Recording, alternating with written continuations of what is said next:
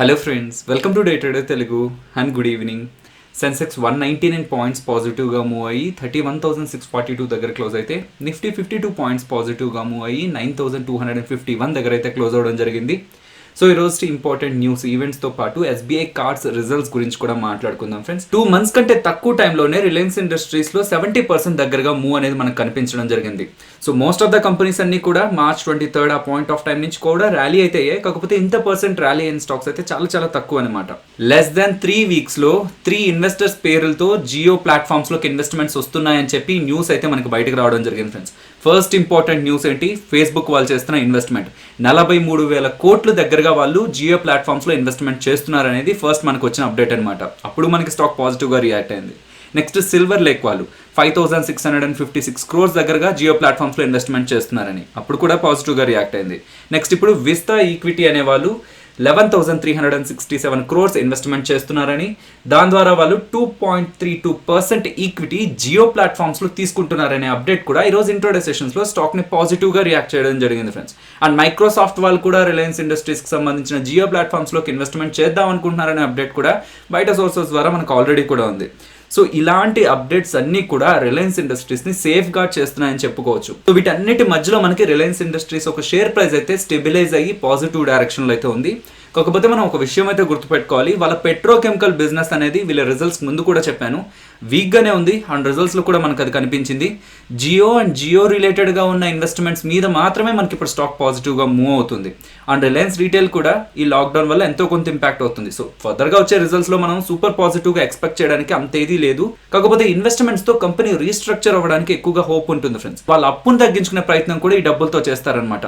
Example March ended క్వార్టర్కి 2020 March ended క్వార్టర్కి వాళ్ళ నెట్ డెట్ అనేది అప్ అనేది 1,60,000 కోట్ల దగ్గరగా ఉంది. సో ఫేస్బుక్ దగ్గర నుంచి వచ్చిన డబ్బులతో అది 1,17,000 కోట్ల దగ్గరగా వెళ్ళిపోతుంది. అండ్ నెక్స్ట్ వీళ్ళు రైట్స్ ఇష్యూ ద్వారా రైజ్ చేస్తానన్న డబ్బులతో 64,000 కోట్లకు పడిపోతుంది. అండ్ దాని తర్వాత సిల్వర్ లేక్ వాళ్ళు అండ్ ఈ విస్తా ఈక్విటీ వాళ్ళు చేసిన ఇన్వెస్ట్మెంట్స్తో అది 47,000 crores దగ్గరగా వాళ్ళ నెట్ డెట్ అనేది వాళ్ళ అప్ అనేది పడిపోతుంది ఫ్రెండ్స్. సో 1,60,000 కోట్ల నుంచి విత్ ఇన్ షార్ట్ స్పాన్లో వీళ్ళు రైజ్ చేస్తున్న డబ్బులతో వాళ్ళ అప్పు తగ్గిపోతూ ఉండడం అనేది కూడా కంపెనీని పాజిటివ్గా అయితే ఇంపాక్ట్ చేస్తూ అయితే ఉంది. బట్ ఇంకా పడితే ఇన్వెస్ట్మెంట్ చేద్దామని 800-900 లెవెల్స్ దగ్గర చూస్తున్న వాళ్ళైతే డెఫినెట్లీ కొంత డిసప్పాయింట్మెంట్ అయితే అవుతూ ఉంటారు. కాకపోతే ఇదంతా కూడా న్యూస్ అండ్ ఇన్వెస్ట్మెంట్స్ వస్తున్నాయనే ఓరియంటేషన్లోనే అనమాట. సో కంపెనీ రిలేటెడ్గా సో రిలయన్స్ ఇండస్ట్రీస్లో మనకు వచ్చిన నెంబర్స్ కానీ లేకపోతే జరుగుతున్న డెవలప్మెంట్స్ రిలేటెడ్గా మాత్రం మనకు మూవ్ అవుతున్న ప్రైస్ అయితే కాదు. వన్స్ ఈ యూఫోరియా అంతా మనకు ఎండ్ అయినట్లయితే స్టాక్ ప్రైస్ అనేది స్టెబిలైజ్ అవడానికి ఛాన్సెస్ అయితే ఉన్నాయి ఫ్రెండ్స్. అండ్ నెక్స్ట్ మనం ఎస్బీఐ కార్డ్స్ గురించి మాట్లాడుకోవాలి ఫ్రెండ్స్. ఎస్బీఐ కార్డ్స్ వాళ్ళైతే రిజల్ట్స్ అయితే పోస్ట్ చేశారు. సో రిజల్ట్స్ ఎలా ఉన్నాయి? సో అది లాస్ట్ క్వార్టర్తో అంతకు ముందు ఇయర్తో కంపేర్ చేసి చూద్దాం. అండ్ ఓవరాల్గా నా ఒపీనియన్ కూడా ఇక్కడ షేర్ చేస్తాను. లాస్ట్ ఇయర్ 249 crores వచ్చిన వాళ్ళ ప్రాఫిట్ కాస్త ఇప్పుడు 83 crores మాత్రమే వచ్చిందనమాట. కాకపోతే మీరు రెవెన్యూస్ని చూస్తే అదే లాస్ట్ ఇయర్ 249 crores వచ్చినప్పుడు ఆ ఇయర్లో రెవెన్యూస్ 2,076 crores ఉన్నాయి. కాకపోతే ఇప్పుడు రెవెన్యూస్ 2,500 crores వెళ్ళినా సరే ప్రాఫిట్ లాస్ట్ ఇయర్ కంటే చాలా తక్కువ అయితే అయింది. సో ఇది ఎందుకనేది మనం వాళ్ళ రిజల్ట్స్ని డైరెక్ట్గా చూసి అయితే మాట్లాడుకుందాం ఫ్రెండ్స్. అండ్ వాళ్ళ గ్రాస్ నాన్ పర్ఫార్మింగ్ అసెట్స్ అయితే కొంత ఇంప్రూవ్ అయితే అయ్యాయి లాస్ట్ ఇయర్తో కంపేర్ చేసినప్పుడు. పిఎస్సీలో మీరు ఎస్బీఐ కార్డ్స్ అని ఇక్కడ సెర్చ్ చేసినట్లయితే ఈ పేజ్కి అయితే వస్తారు ఫ్రెండ్స్. ఇప్పుడు మీకు చూపించబోయే పీడిఎఫ్ లింక్ అయితే ఉంటుందన్నమాట. సో ఆ పీడిఎఫ్ లింక్ మీరు ఓపెన్ చేసినట్లయితే డైరెక్ట్గా మీకు ఇలా కనిపిస్తుంది. సో ఫస్ట్ వాళ్ళ రెవెన్యూస్ గురించి మాట్లాడుకుందాం. సో ఎస్బీఐ కార్డ్స్ రిలేటెడ్గా డెడికేటెడ్ వీడియో చేసినప్పుడు వాళ్ళు రెవెన్యూస్ ఎక్కడెక్కడి నుంచి సంపాదిస్తారనే దాని గురించి మనం క్లియర్గా మాట్లాడుకున్నాం ఫ్రెండ్స్. సో వాళ్ళ రెవెన్యూస్ అనేటివి వాళ్ళు వడ్డీ ద్వారా, membership fees, services and service charges ద్వారానే ఎక్కువ శాతం సంపాదిస్తూ ఉంటారు. మిగిలిందంతా కూడా చాలా నామినల్గా ఉంటుంది. అదర్ ఇన్కమ్ కానివ్వండి అండ్ ఇన్సూరెన్స్ కమిషన్ కానివ్వండి ఇవన్నీ కూడా చాలా తక్కువగానే ఉంటాయి. సో ఇక్కడ ఈ సెక్షన్లో చూస్తున్న డేటా అంతా కూడా ఇప్పుడు వాళ్ళు పోస్ట్ చేసిన రిజల్ట్స్. ఇక్కడ మీరు చూస్తున్నది క్వార్టర్ ఆన్ క్వార్టర్ అనమాట. So last quarter. అండ్ ఇక్కడ మీరు చూస్తున్నది ఇయర్ ఆన్ ఇయర్. అంటే ఈ క్వార్టర్లో వచ్చిన రిజల్ట్స్ని లాస్ట్ ఇయర్ సేమ్ క్వార్టర్ రిజల్ట్స్తో కంపేర్ చేస్తున్నట్టు, ఈ క్వార్టర్లో వచ్చిన రిజల్ట్స్ని లాస్ట్ క్వార్టర్తో కంపేర్ చేస్తున్నట్టు. సో ఈ నెంబర్స్ అన్ని కూడా ల్యాక్స్లో ఉంటాయి. నేను మీకు క్రోర్స్లో చెప్తాను సింపుల్గా ఉంచడానికి. సో ఈసారి వాళ్ళకి వచ్చిన రెవెన్యూస్ 2,510 crores అనమాట. కానీ లాస్ట్ ఇయర్లో వచ్చిన వాళ్ళ రెవెన్యూస్ 2,076 crores. సో లాస్ట్ టైంతో పోలిస్తే రెవెన్యూస్ అయితే ఎక్కువగానే వచ్చాయి. కాకపోతే క్వార్టర్ ఆన్ క్వార్టర్లో రెవెన్యూస్ అయితే తగ్గాయి అనమాట. సో క్యూఓక్యూ సీక్వెన్షియల్ బేసిస్లో మనకి రెవెన్యూస్ డ్రాప్ అవడం అయితే జరిగింది. కాకపోతే ఇయర్ ఆన్ ఇయర్లో మనకి రెవెన్యూస్ అనేటివి పెరగడం అయితే జరిగింది. ఇయర్ ఆన్ ఇయర్లో మనకి రెవెన్యూస్ పెరిగినా సరే ఈసారి మనకి ప్రాఫిట్ ఎందుకు తగ్గింది దాని గురించి మాట్లాడుకుందాం ఫ్రెండ్స్. ఇక్కడ మీరు క్లియర్గా గమనిస్తే వాళ్ళ ఎక్స్పెన్సెస్ ఎలా ఉన్నాయనేది లాస్ట్ ఇయర్తో పోలిస్తే సో ఇదేంటి లాస్ట్ క్వార్టర్, కాకపోతే లాస్ట్ ఇయర్తో పోలిస్తే ఎక్స్పెన్సెస్ మనకి ఇంక్రీజ్ అవడం జరిగింది. అది వేటికి ఇంక్రీజ్ చేశారనేది ఇక్కడ మనకు క్లియర్గా ఉంటుందన్నమాట. రెవెన్యూస్ ఇంక్రీజ్ అయ్యాయి, ఎక్స్పెన్సెస్ కూడా ఇంక్రీజ్ అయ్యాయి, ఓవరాల్ ప్రాఫిట్ అయితే ఫైనల్గా డౌన్ అవడం అయితే జరిగింది. మెయిన్ నెంబర్స్ కాకుండా ఇంకా ఏ ఇంపార్టెంట్ డేటా వీళ్ళు షేర్ చేస్తున్నారు అనేది చూద్దాం ఫ్రెండ్స్. సో మార్కెట్ షేర్ అనేది ఇంక్రీజ్ అయిందని చెప్తున్నారు. ఎస్బీఐ కార్డులు కూడా ఎక్కువయ్యాయి అండ్ ఆ కార్డులు మీద స్పెండ్ చేసేది కూడా ఎక్కువైందని చెప్తున్నారు. కాకపోతే వీళ్ళు ఇలా కంపేర్ చేసి మనకు చూపిస్తున్నది ఇయర్ ఆన్ ఇయర్ అనమాట. సో ఈ రీసెంట్ ఫైనాన్షియల్ ఇయర్ ని అంతకుముందు ఫైనాన్షియల్ ఇయర్ తో కంపేర్ చేసి మనకు నెంబర్స్ చూపిస్తున్నారు ఫ్రెండ్స్. అందుకే ఇందాక మనం మాట్లాడుకున్న ప్రాఫిట్ ఆఫ్టర్ ట్యాక్స్ 83.5 crores అయినా సరే వీళ్ళు చూపిస్తున్న ప్రాఫిట్ ఆఫ్టర్ ట్యాక్స్ ఇక్కడ 1245 crores అనమాట. ఈవెన్ మీరు కొన్ని వెబ్సైట్లో చూసినా సరే 1245 crores వచ్చింది ఎస్బీఐ కార్డ్స్ కి ప్రాఫిట్ అని ఉంటుంది. కాకపోతే ఇది రీసెంట్ ఫైనాన్షియల్ ఇయర్ది అండ్ అది అంతకుముందు ఫైనాన్షియల్ ఇయర్ తో కంపేర్ చేసే వాళ్ళు 44% గ్రో అయిందని అయితే చెప్తున్నారు. అండ్ దాని తర్వాత ఇలా మీకు ఇన్వెస్టర్ ప్రెజెంటేషన్ అయితే ఉంటుంది. సో దీంట్లో మోస్ట్లీ కంపెనీ రిలేటెడ్ గా వాళ్ళు పాజిటివ్ గా ఏం చెప్పాలనుకున్నారో అదంతా కూడా ఇక్కడ డిస్ప్లే అయితే చేస్తారు. సో ఇక్కడ ప్రాబ్లం ఎస్బీఐ కార్డ్స్ తోనో బజాజ్ ఫైనాన్స్ తోనో లేకపోతే మిగతా banks and micro finance institutions తో కాదు ఫ్రెండ్స్, కరెంట్ ఉన్న సినారియోతో. సో ఇది ఇంకా కంటిన్యూ అవుతూ వెళ్ళినట్లయితే డెఫినెట్లీ వీటిలో ఇంకా వీక్నెస్ అయితే కనిపిస్తుంది. వీటికి ఫ్యూచర్ ఉండొచ్చు, కంపెనీ మంచి రిజల్ట్స్ ఇప్పటి వరకు పోస్ట్ చేస్తూ ఉండొచ్చు, కాకపోతే కరెంట్ ఉన్న కండిషన్ డెఫినెట్లీ ఇంపాక్ట్ చేస్తుంది. సో వీళ్ళు పోస్ట్ చేసిన రిజల్ట్స్ జనవరి, ఫిబ్రవరి, మార్చికి సంబంధించిన రిజల్ట్స్, దీంట్లో మనకి ఇంత డ్రాప్ అయితే కనిపించింది. సో రీసెంట్ టైమ్స్లో ఫైనాన్షియల్ సెగ్మెంట్లో పోస్ట్ చేస్తున్న రిజల్ట్స్ అన్నింటిలో కూడా మనకి ఈ వైరస్ రిలేటెడ్గా కొంత ప్రావిజనింగ్ కూడా చేస్తున్నారనమాట. సో అది కూడా మనకి రిజల్ట్స్లో కొంత ఇంపాక్ట్ అయితే చూపిస్తుంది. కాకపోతే నెక్స్ట్ క్వార్టర్ రిజల్ట్స్ కూడా మనకి ఇంకా వీక్గా ఉండడానికి కూడా ఛాన్సెస్ అయితే ఉన్నాయి ఫ్రెండ్స్. ఎస్బీఐ కార్డ్స్ హోల్డ్ చేస్తున్న వాళ్ళు ఎగ్జిట్ అవ్వాలా లేదా, ఫ్రెష్గా బై చేయాలా లేదా అనేది కంప్లీట్గా మీరు ఎస్బీఐ కార్డ్స్ని షార్ట్ టర్మ్ కోసం చూస్తున్నారా, లాంగ్ టర్మ్ కోసం చూస్తున్నారా అనే దాని మీద మాత్రమే డిపెండ్ అయి ఉంటుంది.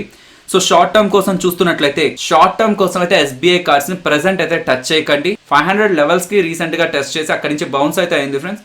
ఈవెన్ మనకు ఆ 500 మార్క్ బ్రేక్ అయినట్లయితే ఇంకా కూడా వీక్నెస్ కనిపించడానికి ఛాన్స్ ఉంది. సో షార్ట్ టర్మ్ లో మనకి దాంట్లోంచి గెయిన్స్ సంపాదిద్దాం అనుకునే వాళ్ళైతే కొంత దూరంగా ఉండమని నా సజెషన్.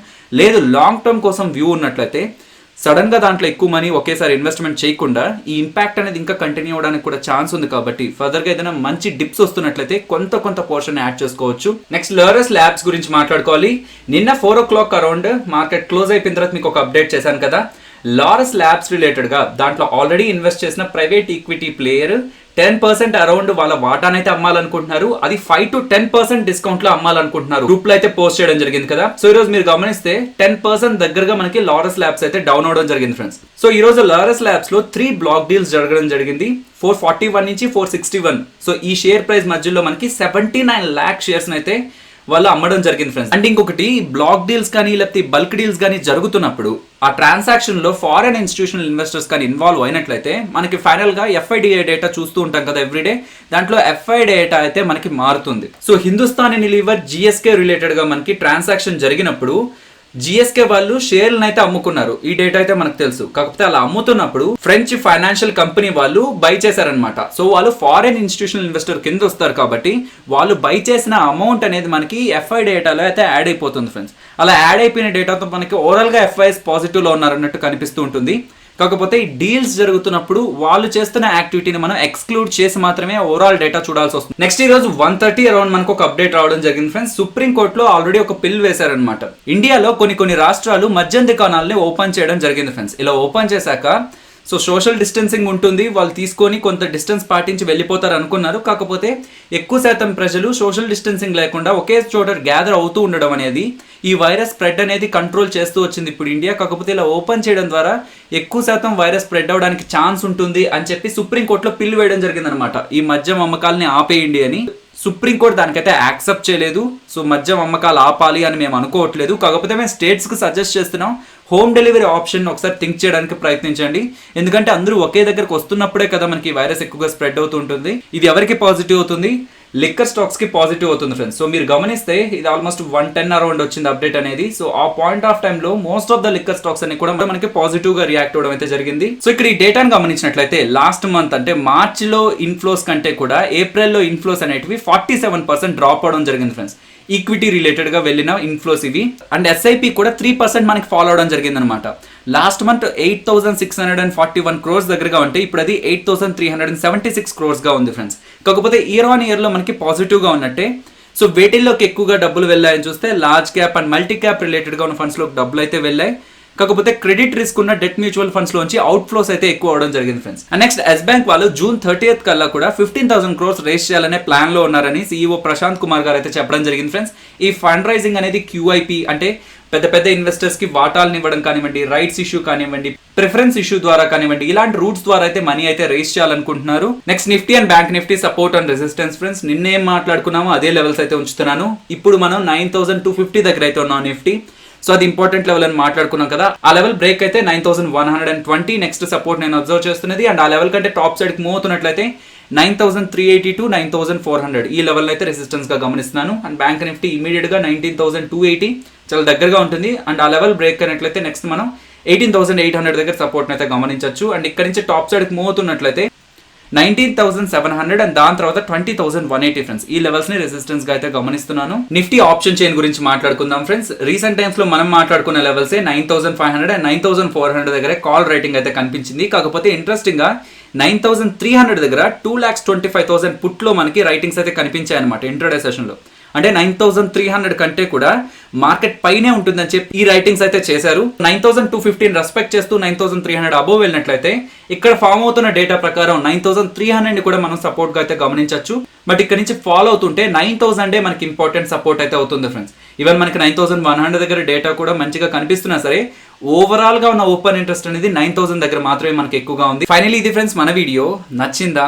సో నచ్చినట్లయితే మన వీడియోని లైక్ చేయండి ఫ్రెండ్స్. అండ్ ఈ వీడియో మన వాళ్ళకి యూజ్ అవుతుంది అనుకుంటే తప్పకుండా షేర్ చేయండి. అండ్ మన ఛానల్ని సబ్స్క్రైబ్ చేయనట్లయితే కంటెంట్ ఒకసారి చూడండి. కంటెంట్ నచ్చితే ఛానల్ని సబ్స్క్రైబ్ చేసి పక్కనే వచ్చే బెల్ ఐకాన్ కూడా క్లిక్ చేయండి. మరొక ఇంట్రెస్టింగ్ వీడియోతో మళ్ళీ మీ ముందుకు వస్తాను. అంతవరకు టేక్ కేర్.